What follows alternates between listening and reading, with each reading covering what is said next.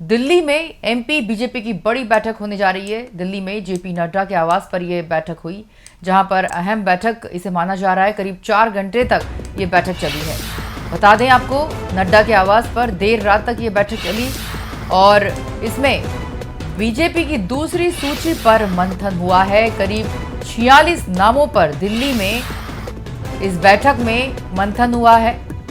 बता दें आपको, 13 सितंबर को दूसरी सूची आ सकती है। 13 सितंबर को बीजेपी चुनाव समिति की बैठक में फिर मंथन होगा और 13 सितंबर को दूसरी सूची सामने आ सकती है। पहली सूची नंबर 39 नामों की घोषणा बीजेपी पहले ही कर चुकी है। दूसरी सूची का सभी को इंतजार है।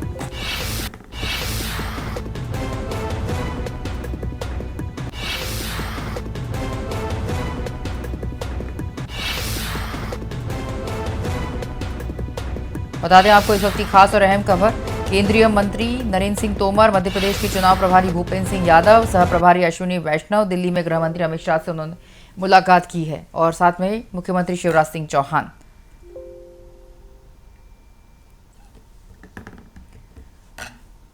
बैठक में मुख्यमंत्री शिवराज सिंह चौहान के साथ कई बड़े चेहरे बैठक में शामिल हुए। यह बैठक बीजेपी अध्यक्ष जेपी नड्डा के घर हुई। बता दें, ये सभी नेता शाम को गृह मंत्री अमित शाह से मुलाकात उन सभी नेताओं ने की।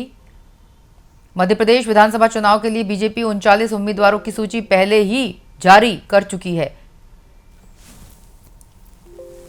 और हमारे साथ पॉलिटिकल एडिटर उमेश निगम जी जुड़ चुके हैं फोन लाइन पर। बात करेंगे।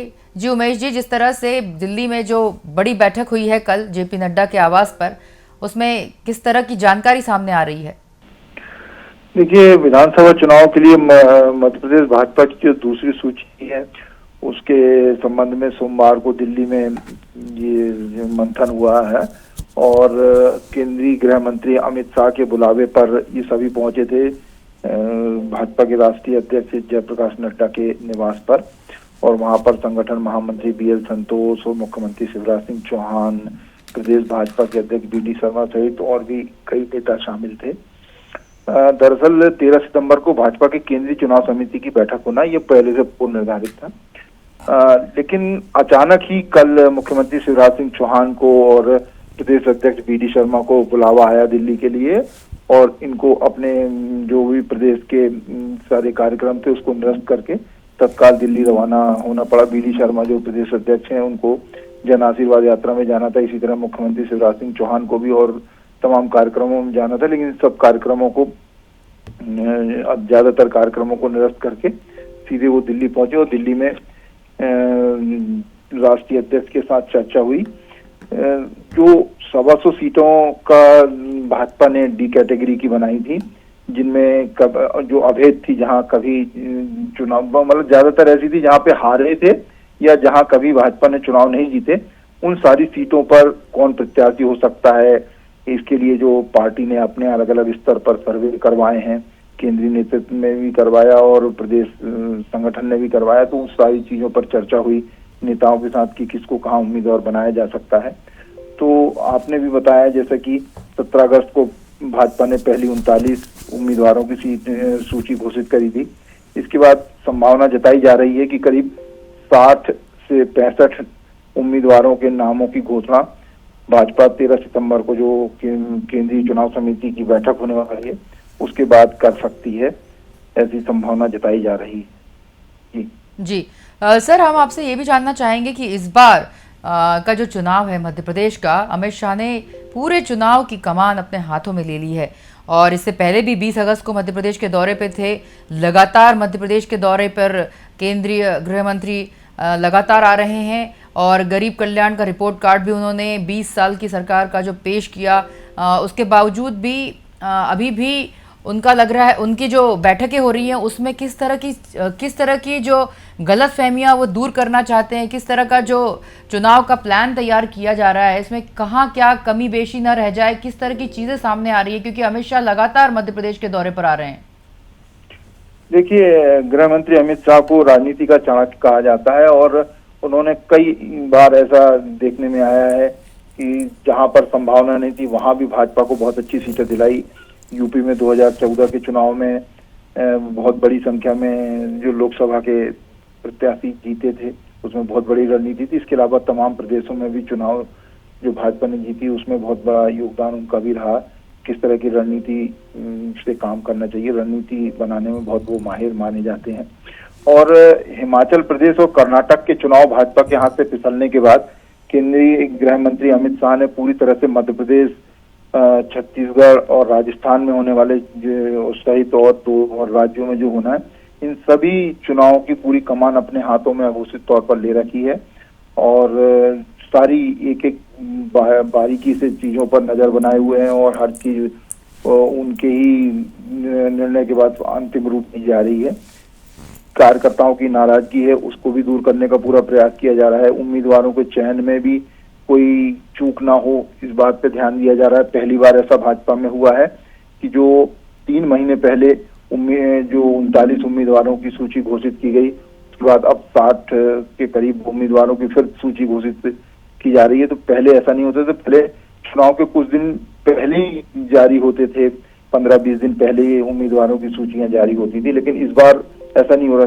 दरअसल क्या है कि जो विपक्ष के हौसले बुलंद थे हिमाचल और कर्नाटक का चुनाव जीतने के बाद से, तो इस वजह से अमित शाह ने अपने हाथ में पूरी कमान ली कि इस बार कोई कसर ना रह जाए चुनाव में और मध्य प्रदेश सहित अन्य राज्यों में भाजपा की सरकार एक बार फिर काबिज हो, जहां नहीं है वहां पुनः आने का प्रयास करेंगे। जी उमेश जी, निश्चित रूप से जो आपने जानकारी दी, निश्चित रूप से बिल्कुल सटीक जानकारी। पर उमेश जी ये भी जानना चाहेंगे सर कि जब 39 उम्मीदवारों की सूची पहले ही जारी कर चुकी है और इस बार दूसरी सूची के लिए मध्य प्रदेश में बीजेपी के नेताओं की गृह मंत्री के साथ तीसरी बैठक, इस तरह का क्या एक इतना गहरा मंथन जो चल रहा है दूसरी सूची जारी करने के लिए? और सूत्रों के मुताबिक, और आप भी जानते हैं कि बहुत सारे विधायक जो हैं भाजपा छोड़कर कांग्रेस में ज्वाइन हो रहे हैं, उसके बाद किसको मनाएंगे, किसको सूची में ध्यान रखेंगे? अगर सूची में जिनको स्थान देते हैं तो दूसरे नाराज हो जाएंगे। किस तरह की ये सूची बनने की आप संभावना जता रहे हैं? देखिए, भाजपा में कोई भी निर्णय ऐसे नहीं होता कि किसी एक व्यक्ति ने ले लिया, उसके लिए अलग अलग स्तर पर बैठकें होती हैं, अलग अलग स्तर पर निर्णय लिए जाते हैं, नाम नीचे से आते हैं, फिर ऊपर चर्चा होती है, कई तरह से उसमें मंथन होता है, उसके बाद फिर वो सूची को अंतिम रूप दिया जाता है। ये आज से नहीं, ये हमेशा से भाजपा में परिपाटी रही है। और रहा सवाल की कुछ विधायकों के टिकट कटने का या कुछ नाराजगी का, तो एंटी इनकम्बेंसी से बचाने के लिए, चाहे वो सरकार की एंटी इनकम्बेंसी हो या फिर जो अपने अपने विधानसभा क्षेत्रों में जो विधायक हैं उनकी एंटी इनकम्बेंसी हो, तो इन सबको ध्यान में रखते हुए कुछ टिकट हमेशा से कटे हैं, लेकिन इस बार उम्मीद जताई जा रही है कि काफी संख्या में टिकट कटेंगे विधायकों के और उसमें नए नाम जोड़े जाएंगे। नाराजगी इसमें दो मत नहीं है कि जब किसी का नाम कटता है तो नाराजगी होती है, और जिन लोगों को जो उम्मीद लगाए बैठे रहते हैं कि उनको इस बार मिलेगा और नहीं मिल पाता है तो नाराजगी होती है।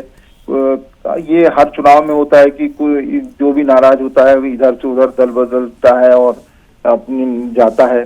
भाजपा से दीपक जोशी नाराज थे, दीपक जोशी चलेगा, इसके अलावा और भी कुछ नेता हैं जो चले। लेकिन ये संगठन का काम होता है कि किसी भी तरह से सरकार आए और जीतने वाले उम्मीदवार को दिया जाए। तो इसमें कई बार ऐसा होता है कि बहुत सारे लोग नाराज होते हैं और नाराज होके वो फिर पार्टी छोड़ के चले जाते हैं। उसके कारण हालांकि चुनाव में भी कई सीटों पर प्रभाव पड़ता है।